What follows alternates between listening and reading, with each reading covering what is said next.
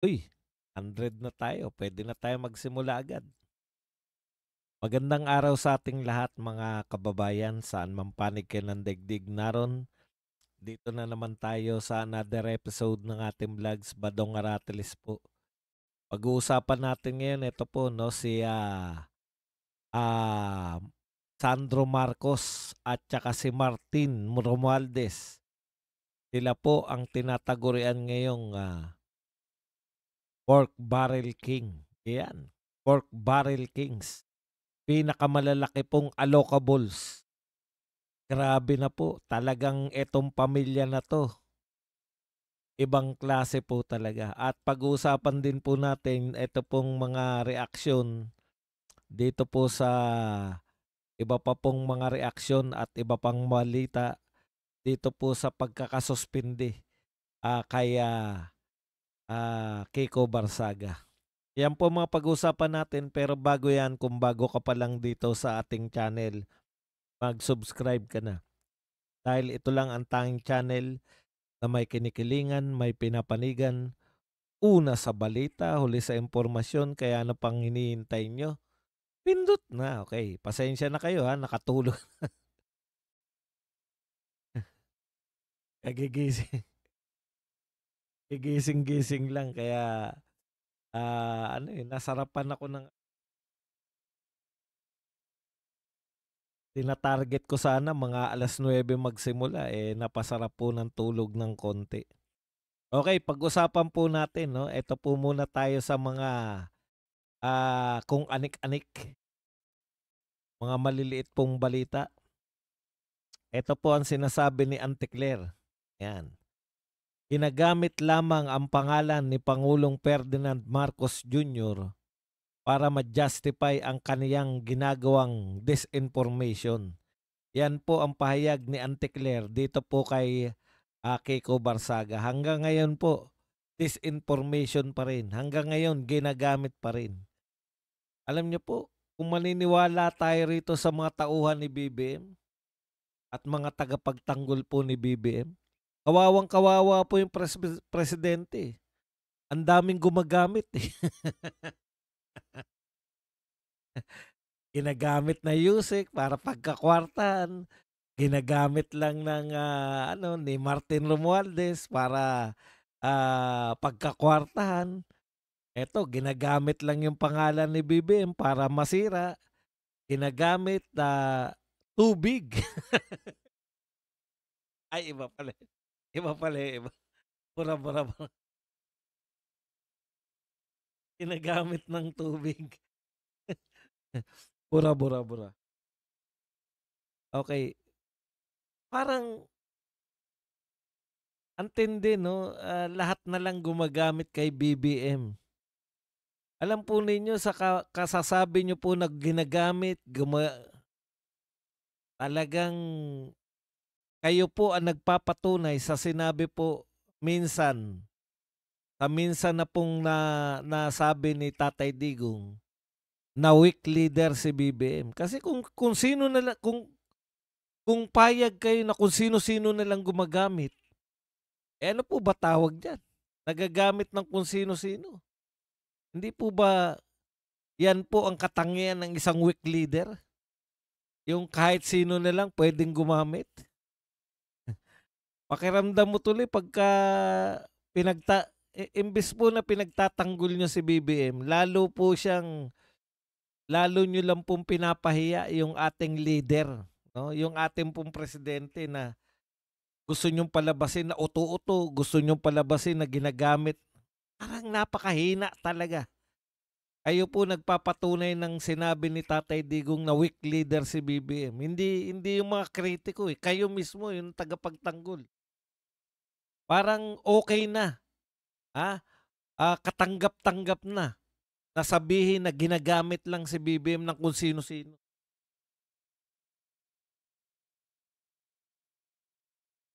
Ah, okay, punta po tayo sa iba pa.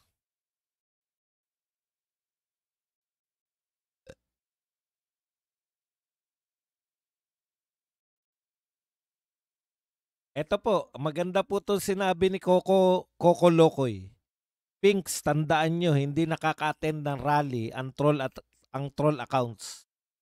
O, tama nga naman yan. Kaya napatunayan nyo ngayon na 7,000 na, todo na yun. Yan na rin po ang kanilang botante.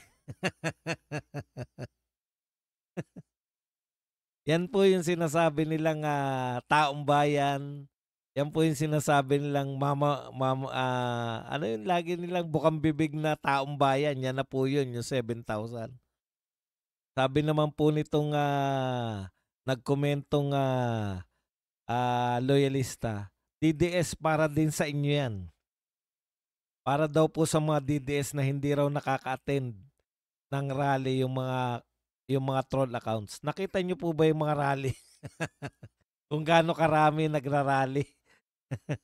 Nakakampi namin. Alam niyo po sila, pasensya na. Pasensya na po, ulitin ko lang uli. Akala nila yung Iglesia ni Cristo, no?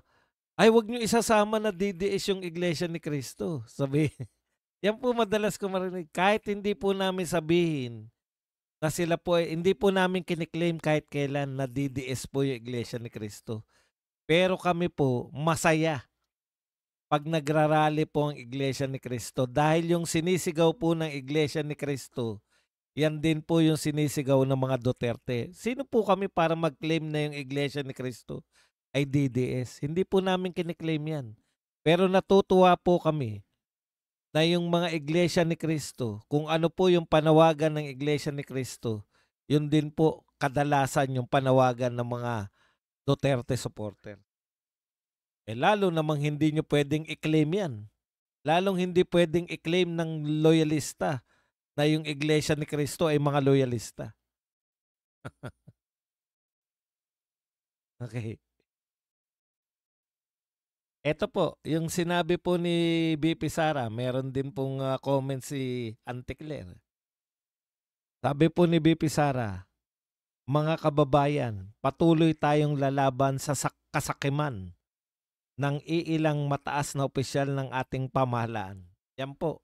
Tama naman po, no? Patuloy tayong lumaban dyan. Pero tinawanan lang po yan ni Auntie Claire. Na yung pahayag na yan ni BP Sara na patuloy na lalaban sa katiwalian. Ito po ang sagot ni Auntie Claire. Siguro, unahin muna natin sa Office of the Vice President. Alam mo, Auntie Claire, kung magsalita ka parang hindi nyo tinitira o sinisilip, no? Ibig mo sabihin, Auntie Claire, walang naninilip sa Office of the Vice President. Lahat na nga, nabulat-lat nyo na eh. Di po ba? Lahat na nga po ng mga pinagkagastosan, lahat po, binubulat-lat po ninyo. Miski nga po yung hindi dapat bulat-latin, yung confidential fund. Alam na nga ng tao lahat ng laman ng mga confidential fund eh. Merong Mary Grace Piatos. Pero isa lang po ang natitiyak namin. Hindi po totoo na unahin natin muna yung OBP. Inuna nyo talaga yung OBP. Matagal na po ninyong iniimbestigahan. Matagal na po kayong naninilip. Pati nga po yung hindi dapat silipin na confidential nga po, sinilip nyo na. Pero sad to say, wala po kayong nakita kahit na anong ebidensya ng pagnanakaw o katiwalian ni BP Sara. Panay kayo innuendo, panay kayo parinig. Pero ang katotohanan po, wala kayong nakitang ebidensya. Yan ang masakit na katotohanan. Pinulat-lat nyo na. Panay kayo. Ninakaw kasi may Mary Grace Piatos. Kahit alam na ng buong lahat ng Pilipino, ang kahulugan ng Mary Grace Piatos. Kayo, naroon pa rin kayo sa Mary Grace Piatos.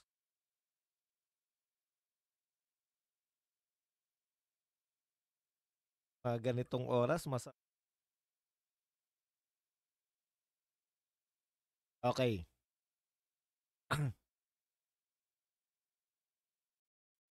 Ito naman po yung pahayag ni Mike Defensor sa suspension po ni Kiko Barsaga. The suspension of Congressman Kiko Barsaga is not discipline. It is suppression. It is a warning to silence anyone who dares to question President Marcos and the corruption surrounding his administration. The message is clear: fall in line or be punished. Yan po ang matinding banat nito po ni Mike Defensor. No? Ito po ay hindi po pagdisiplina. Kung hindi, ito po ay parusa. Ito po ay panggigipit sa mga taong bumabatikos. O, ganyan talaga pag insecure yung binabatikos mo. Nakaka-insecure po talaga yun. Ay, teka, may sagot nga pala riyan si ano. May sagot dyan si Kiko Barsaga kay Auntie Claire, no? O, yung sinabi ni Auntie Claire na ginagamit lamang ang pangalan ni Pangulong Marcos para ma-justify ang kanyang ginagawang disinformation. Ito po ang sagot ni Kiko Barsaga. Kasalanan ko ba na nagnakaw ng bilyon-bilyon si Marcos? Alam niyo po, puntahan na nga natin yung 'di ba ang balak nila mapatahimik si Kiko Barsaga? Alam niyo, hindi niyo iniisip yung pinakulong niyo si Tatay Digong, ang balak niyo, akala niyo mananahimik na yung mga Duterte. Pag nakulong na si Tatay Digong, akala niyo manghihina na po yung mga Duterte. Baliktad, 'di ba? Eto, gusto nilang patahimikin si Barsaga. Akala nila tatahimik o binomba po sila ng katakot-takot na post. 'Di ba? Minamasama ninyo yung pagpo-post ni Kiko Barsaga. Ngayon po, sangkatutak po ang post ni Kiko Barsaga. Isa-isahin po natin sa kanyang official na Facebook. Marcos administration suspends Congressman Kiko Barsaga for speaking against the plunder committed by President Marcos. Akala nyo tatahimik si Kiko Barsaga. Diyan kayo nagkakamali. O eto pa isa.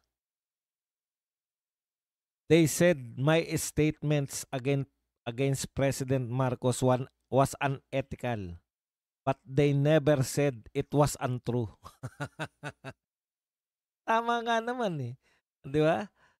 Sabi nila, unethical daw yung mga pinopost ko sa FB. Pero hindi naman nila sinabi na ito ay hindi totoo. Tuloy natin. Marcos will experience a repeat of history, not just like his father, but also like all other dictators who came before him. When you steal and kill the people that you are constitutionally mandated to serve, then you will face the retribution of both God and country. Yan po. Akala nyo, napatahimik nyo. Ha? Oh. Ang maniningil daw sa'yo ay ang bansa at ang Panginoon. Yung isa, natalakay na natin kanina. Wag na yun. Ito pa po ang mga post ni Kiko Barsaga. Sinagot niya po itong si BBM. Sabi ni BBM, tulad ni Gat Andres, pangalan natin ang ating dangal. Ito po ang sagot dyan ni Kiko Barsaga. Hindi ka katulad ni Bonifacio. Katulad ka ng mga kalaban niya. Nagpapahirap sa buhay ng mga Pilipino. Kala niyo natakot niyo si Kiko. Alam po ninyo, katulad niyan, sinuspend nyo. Tapos hindi tumigil. May banta sila eh. Pag hindi ka pa rin tumigil sa kapupos, mas malala pa. Ay hindi, ang banta pa nila, pag hindi mo tinanggal yung mga pinos mo, mas malala pa yung gagawin namin parusa sa'yo. Una, akala nyo ba natatakot si Kiko sa banta nyo na mas malalang parusa? Ano yung mas malala pa dyan? Tatanggalin nyo siya sa Kongreso? Hindi ba mas malaking sampal sa inyo yan? Pag hindi na po siya congressman, malaya na po siya na mag-post ng kung ano-ano. Wala na po siyang i-consider na House of Representatives eh. Mas magiging malaya na siyang mamuno sa lahat ng mga rally-rally. Ngayon may awat pa kasi congressman. 'Di ba? Yung sagutan nila ni Banat Bay, yung sinagot niya si Banat Bay ng hindi naman sagutan na ano na nagkagalit sila, yung sagutan lang na paliwanagan lang. Ano yung sagot niya kay Banat Bay? Eh kasi vlogger ka eh. Hindi ako pwedeng mag-stay dyan dahil may trabaho pa ako sa Kongreso eh. Imaginein po ninyo, kung si Kiko Barsaga po ay tatanggalin ninyo bilang congressman, ano pa gagawin niya sa buhay?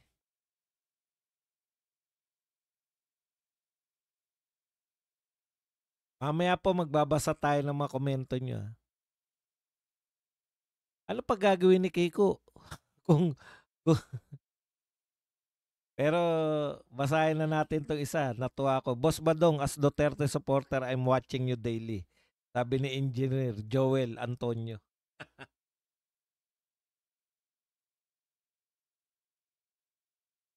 Mahirap na. Baka engineer yan, no? Baka, baka contractor yan. Mabalatuhan tayo.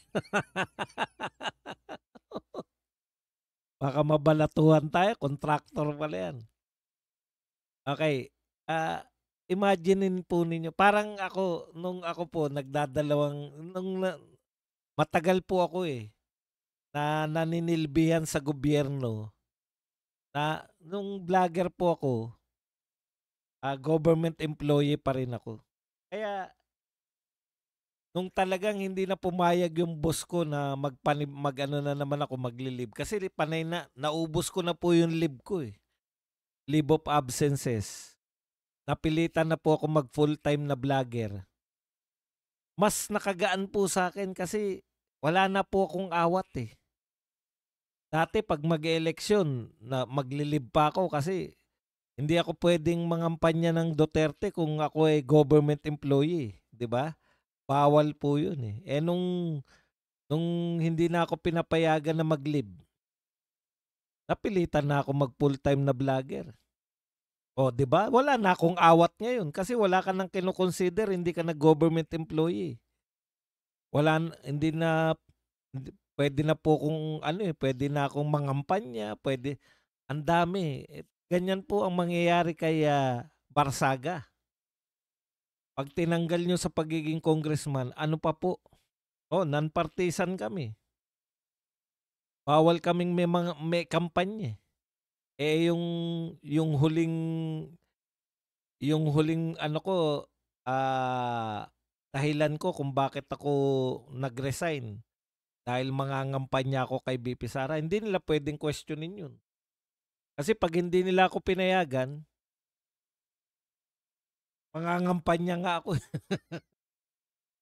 Pwede ba mangampanya yung government employee?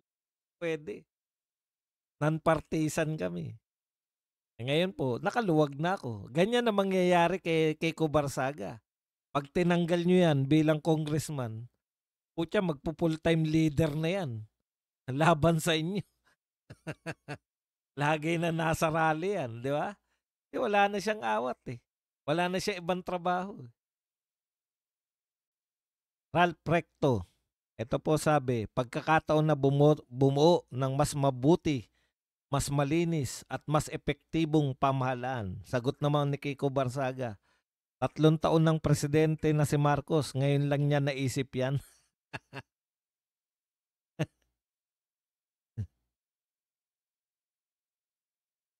Ito po ang sagot ni Kiko Barsaga dun po sa hindi po siya pwedeng bumatikos.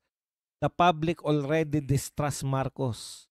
You cannot steal hundreds of billions from the people you promise to serve and expect no one to speak out against you. Correct. Hindi ka pwedeng magnakaw ng bilyon-bilyon tapos wala kang pananagutan. Oh, handa na ring mamatay si Kiko Barsaga. Ito po sinabi niya. President Marcos Sr.'s downfall did not begin until the death of Ninoy Aquino. While President Marcos Jr.'s administration is very unstable, he will not be removed until something more drastic happens. And my death may be the catalyst for that revolution. Alam niyo po, itong mga ganitong tao, yung conscious hero, ang tawag ko diyan conscious hero. Yung very willing silang matigok sa kanilang pinaglalaban. Yan po, si Ninoy ganyan eh. Conscious, conscious siya na magiging hero siya eh. Si Tatay Digong din, ganyan din po. Kaya yan po ang paniniwala ko eh. Na si Tatay Digong, di man siya makabalik, uuwi na siyang hero. Okay, punta na po tayo rito sa ating main topic. Ang haba na ba dong pasakalye pa lang po yun? Oo, ang main topic natin yung itong magpinsan eh, di ba? Yung magpinsan na ano, teka muna, may gagawin lang po akong imposible. Ang main topic kasi natin to, yung mga pork barrel.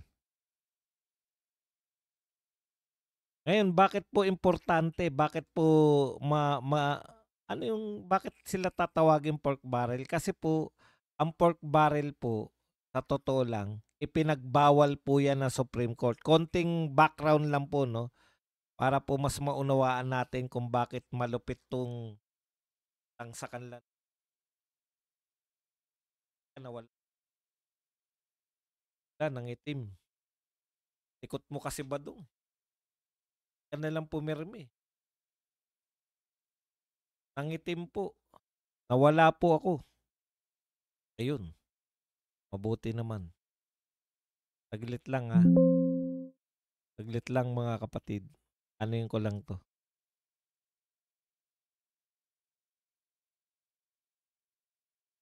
Para naman, yan po. Maganda kasi itong pagkakadirihin natin rito eh. Para may konting background. Pork barrel.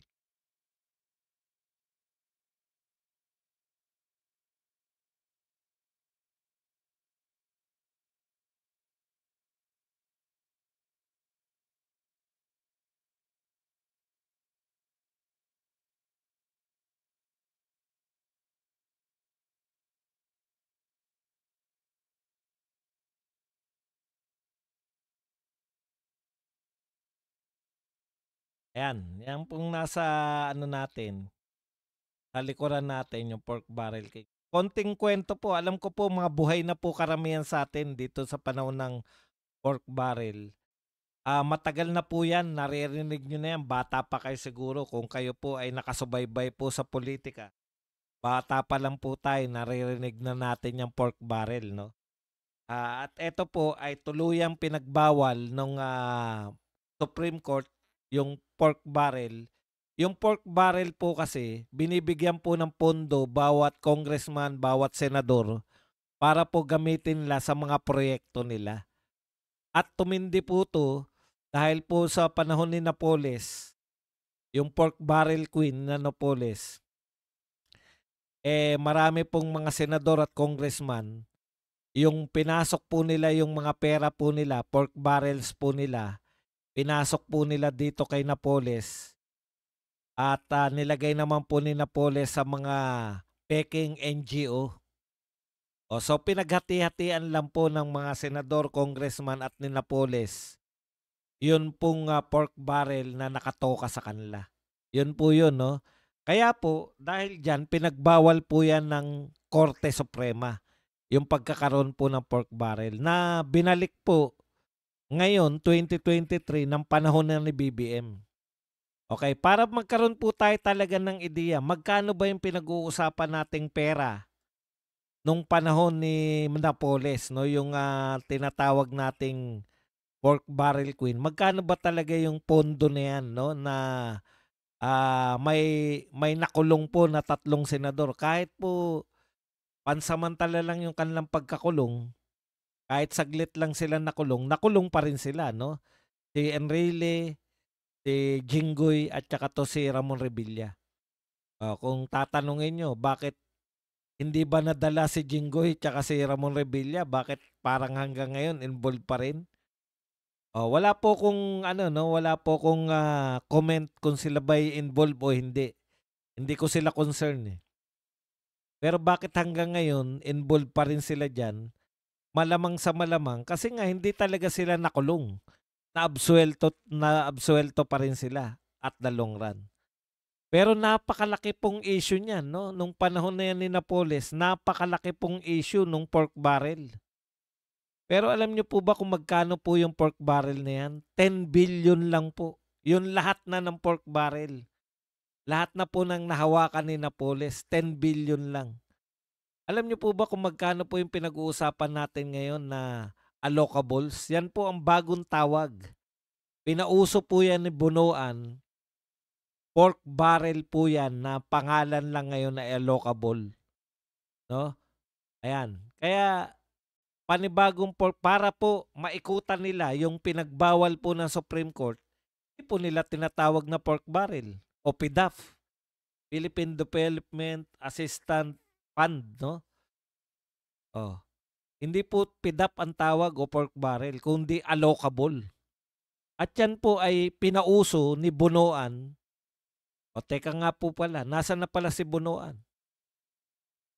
Ito palang trilyon na budget po nito, 1.2 trillion mula 2023 hanggang 2025. Iba pa po yung 2026. Kasi ngayon pa lang yun, eh. Pero hanggang ngayon po, meron pa rin. Ibig sabihin mga kapatid, no? 1.2 trillion yung budget 2023 to 2025. 2 taong budget o 3 taon na budget ng pamahalaan ni Marcos. Binalik nila yung pork barrel. Tapos, ang pinakautak po ng pork barrel, syempre, kasama din yan si BBM dahil gobyerno niya yan, si Bunuan. Ang tanong, nasa na po si Bunuan ngayon? Bakit po walang naghahanap kay Bunuan? Bakit po wala nagkakansela ng passport ni Bunuan? Bakit po hindi binabanggit ng media si Bunuan? Kabuatan po talaga, eh. Pati po media, kasabwat nila. Yun yung problema natin, eh. Okay. Bakit po sila tinagurian na pork barrel king? Dahil sila po ang may pinakamalaki. Si Sandro Marcos po. Napakabata ni Sandro Marcos. Pero siya po ang may pinakamalaking allocable. O yan po yung bagong pork barrel.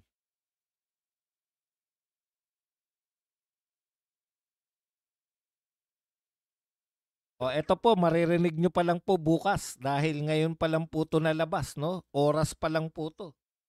Nauna na tayo. Okay. Alam nyo po ba kung magkano napunta dito sa magtsuhin na to? Sa 1.2 trillion allocable funds po. Ibig sabihin po ng allocable, tinignan natin yan dito kay Google. Ang kahulugan po ng allocables, ay eto po, allocables refer to a specific type of funding within the Department of DPWH budget that acts as form of pork barrel or discretionary funds assigned to individual legislative district. Ayan. So bawat po legislative district ay mag-a-assign po ng allocable. Mag-a-assign po ng budget. Ang nagkukwenta po niyan, DPWH. Kaya po, mas malapit ka sa palasyo, mas malaki ang budget mo. So, tinitignan ko lang po dito, mukhang ang pinakamaliit pong budget ay 2.07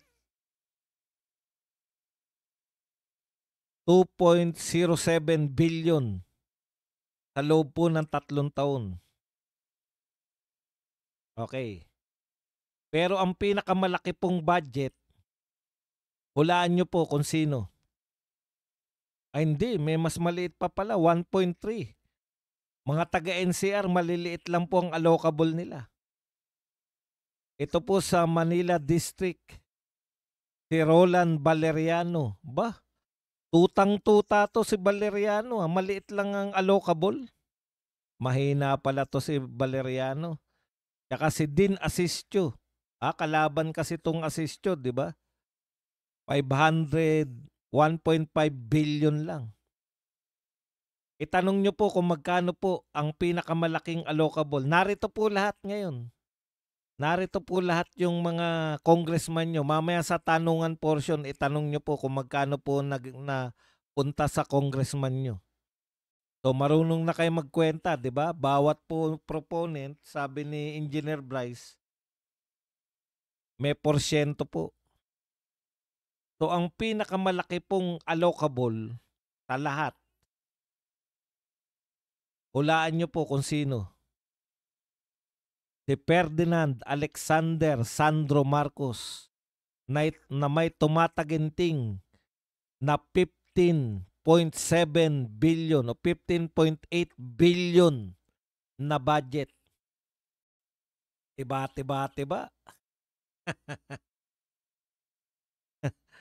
Pinakamalaki po yung congressional district ni Sandro Marcos, 15.8 billion allocable budget sa loob ng 3 taon. Congratulations! Talagang buong pamilya po ito. Yan po, yung pork barrel po na tinatawag. Kaya po, halimbawa po, mayroon po sa yung binibintang po ni Chavit Singson, mayroon pong ghost project. 100% hamig mo yun. Babalatuhan niya lang yung ano ron, di ba? Palagay mo na lang 50% sa kanya. Tapos maghatian naman ng mga DPWH yung iba. Ghost project eh. Kaya yung sinasabi po ninyo na imbestigahan nyo, etong pinakamalalaki, si Martin. Magkano po yung napunta kay Martin? Taga saan ba region si Martin? Ano ba yung region ni Martin?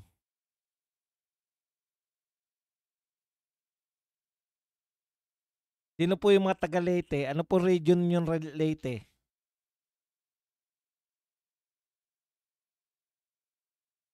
Tulog na yata itong mga kausap ko. Wala po bang taga Leyte dyan? Mga Visayas?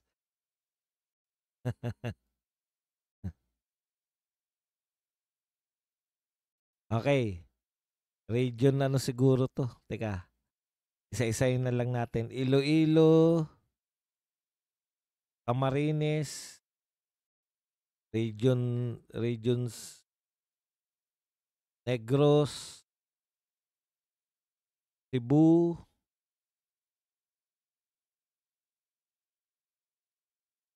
ito Leyte.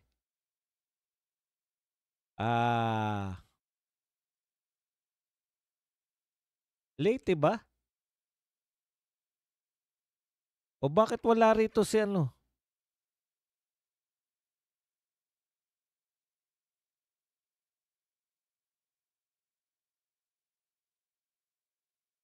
Ayun. Ferdinand Martin Romualdez, 14.4 billion. O yung mga katabi niya sa Leyte 2nd District, 5.7 lang si Lolita Javier. Leyte 3rd District, 3 billion. Ang laki naman ng diferensya. Si Martin, 14 billion. Yung taga Leyte 3rd District, 3 billion lang. Richard Gomez, 6.7 billion. Leyte, Carl Nicolas Cari, 6.2 billion. Grabe, no? Ang laki nung kay Martin. 14.4. Pinakamalaki po kay Sandro Marcos. Tingnan nga natin yung mga katabi ni Sandro Marcos kung hindi mainggit. Ilocos Norte, 1st District, 15.7. Ilocos Norte, 2nd District, Angelo Barba, 6.6 billion. Malaki rin. Ilocos Sur, Singson, 3.3. Naku, maliit lang kay Singson ah. Ilocos Sur, Mehan, Singson rin. Ito si Ortega, 3.7. Baka wala palang silbi yung pagsisipsip nyo. Maliliit pa rin pala.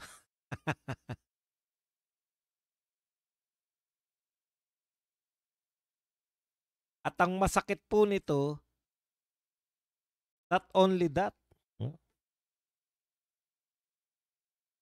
yung Ilocos Norte 1st District with the population less than 320,000 got almost twice sa Rizal's 1st District na may 1.2 million residents.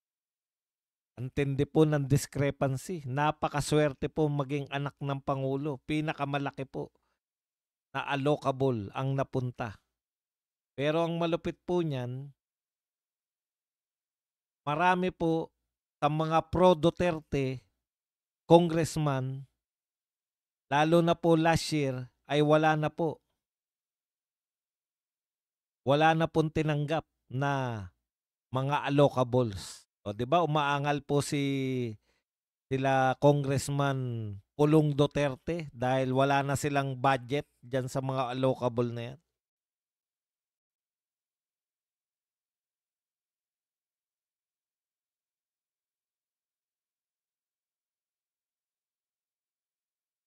Region 8 Leyte, boss.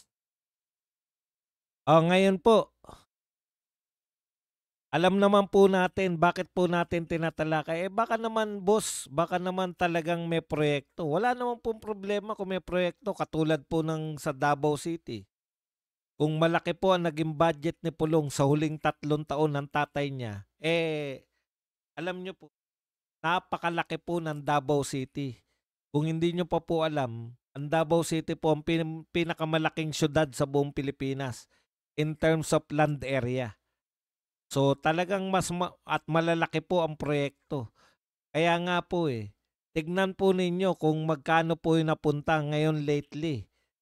'Di ba? Nung 2025 wala na yata silang budget na nagmumula dito sa mga allocable na to. Kasi alam mo naman kalaban sila Pati po yung mga iba. Si Marcoleta yan din po yung inaangal, 'di ba? Halos wala na silang budget dahil sila po ay mga kalaban. Okay, nakaraos tayo. Para magkaroon lang po kayo ng ideya, sabi ko nga 10 billion lang yung kay Napoles. Buong budget na po yun Yun na po yung nakapagpakulong sa 3 senador. Wala po yan sa isang congressman. Ibig sabihin, lahat na po yan. Yung 10 billion nung panahon ni Napoles, budget na po yan ng mga senador, pork barrel na po, kabuang pork barrel na po yan ng budget. Kasama na po yung pork barrel dyan ng mga senador at lahat ng congressman. In contrast po, dito, budget pa lang po ni Sandro Marcos, 15 billion na. Isang congressman pa lang, talo na po yung lahat ng binadget kay Napoles. Yung dami po ng naging pera ni Napoles, dami po nung naging pera ng mga senador at congressman. Talo na po yan sa isang budget lang po o sa budget lang po ni Sandro Marcos. Ganyan po kalaki.